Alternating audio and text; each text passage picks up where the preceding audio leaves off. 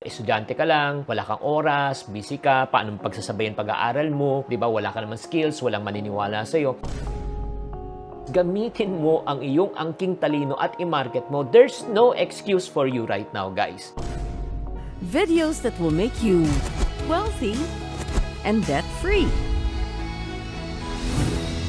Pagod ka na ba sa kakahingi ng pera sa inyong mga magulang para sa inyong allowance at gastusin? Gusto mo ba magkaroon ng sarili mong pera para makabili ka ng mga gamit, damit, gala, at syempre wala ka ng problema? My friend, may good news po ko sa inyo sa video na ito. Pag-uusapan po natin how you can start earning money even if you are a student. Hi there, this is Shinkitan, your pambansang wealth coach. Maraming salamat sa pag-tune in sa channel na ito. Ito ang channel ng mga iponaryo at ng mga paunlad. Kung hindi pa ka nakasubscribe, alam na this. So marami pong mga estudyante na sumusunod na rin po sa akin, lalo na sa TikTok, no, at saka sa YouTube. At marami pong nagsasabi na napakahirap po talaga pagkasyahin ng kanilang allowance. And I do agree. At napakahirap humingi rin ng pera sa ating magulang kasi kahit na gustong magbigay, pero minsan hindi kaya. Kaya nga sa pagkakataon na ito, gusto ko kayong turuan on how you can earn money. Okay, but before we do that, I just like to give you a perspective. I started earning money when I was already age 12. Age 12 pa lang ako, kumikita na po ako ng pera. Kasi nga, nalugi negosyo ng aking ama, and then for 3 years, sobrang hirap ng buhay. Parang ang kapal naman ng mukha ko kung hihingi pa ako ng pera. So nagbenta-benta na ako. And to cut a long story short, sa pagbebenta ko ng mga gamit, damit, sapatos, toilet paper, lahat, before I reached the age of 27 or 28, I hit my first million. So I would like to share with you my personal journey kung anong ginawa ko. Number one, I want to encourage you to first develop the right mindset. Kailangan muna maniwala ka. Maniwala ka na kahit estudyante ka, pwede kang kumita ng pera. Kasi marami po tayong mga limiting beliefs na sinasabi, nako, estudyante ka lang, wala kang oras, busy ka, paano pagsasabayan pag-aaral mo, di ba? Wala ka naman skills, walang maniniwala sa'yo. So these are all negative beliefs, no, that's preventing you from earning money. But in reality, ito yung naintindihan ko. Kung gusto, gagawa po ng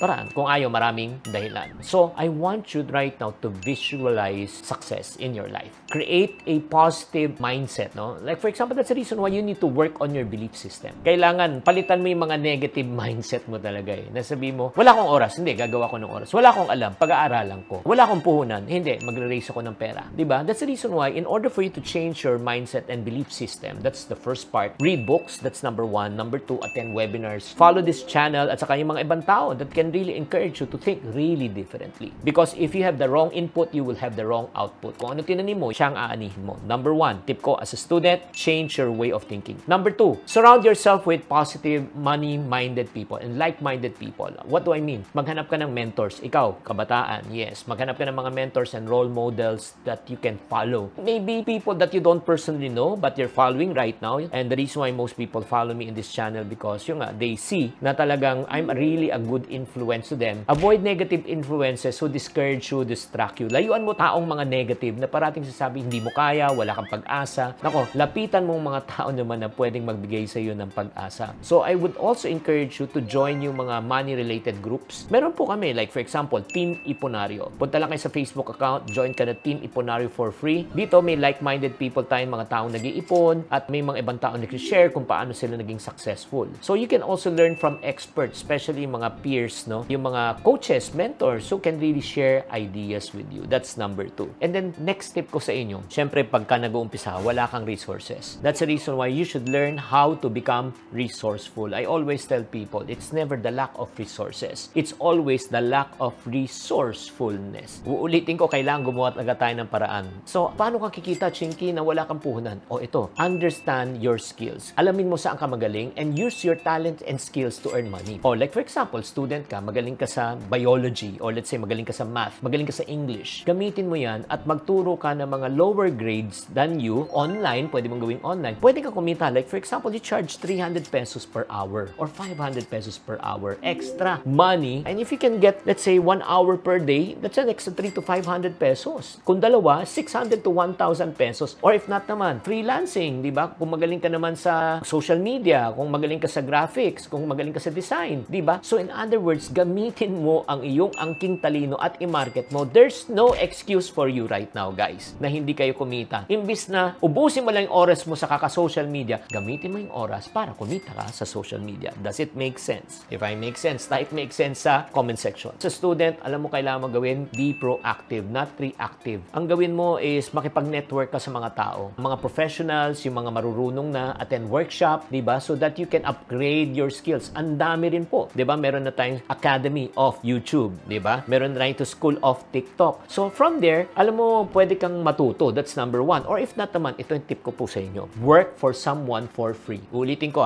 work for someone na talagang iniidolo mo for free. Ang goal mo is not to make money. Ang goal mo is to gain experience, to build your resume, to make valuable connection and get referrals in the near future. Grabe to. Kaya nga in the near future, pag natuto ka na sa kanila, you can create more opportunities. You can create your own blogs. You can start your own business dahil natuto ka na sa kanila.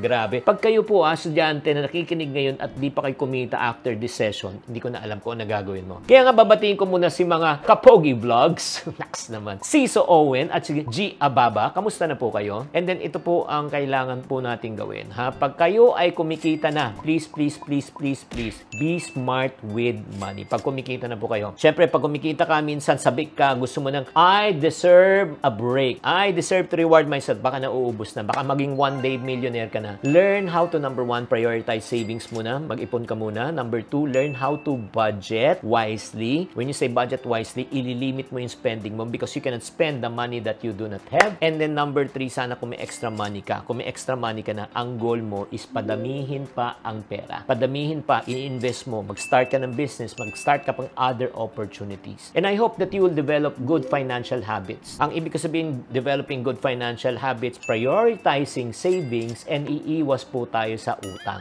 Okay? So, yun po yung gagawin po natin. So, mga friendship pag ikaw, estudyante ka, at pag sinundan mo itong sinabi ko po sa inyo, number one is you should develop the right money mindset. And then number two, be resourceful. Diba? Gamitin mo yung talent skills mo. Be proactive. Maghanap ka ng paraan even there is no opportunities. And number four, be smart in handling and managing and growing your money. Kaya nga, para sa mga estudyante, grabe talaga, no? I hope you appreciate this session. Kung na-appreciate nyo, type the word appreciate naman sa comment section. And this doesn't apply only to students, but actually, this applies to all. Kaya nga, para sa mga taong pang gustong matuto ng money management, alam na this. We have already created a piso planner. It's a budgeting planner and a savings planner that you can use in order to manage your finance wisely and save 60,000 pesos in a year. To know more, just click on the link in the comment section na lang below. Uulitin ko, as an ending, making money as a student is not impossible. Dahil nagawa ko dati when I was age 12. Ang kailangan mo lang, creativity, discipline, hard work, and with the right mindset,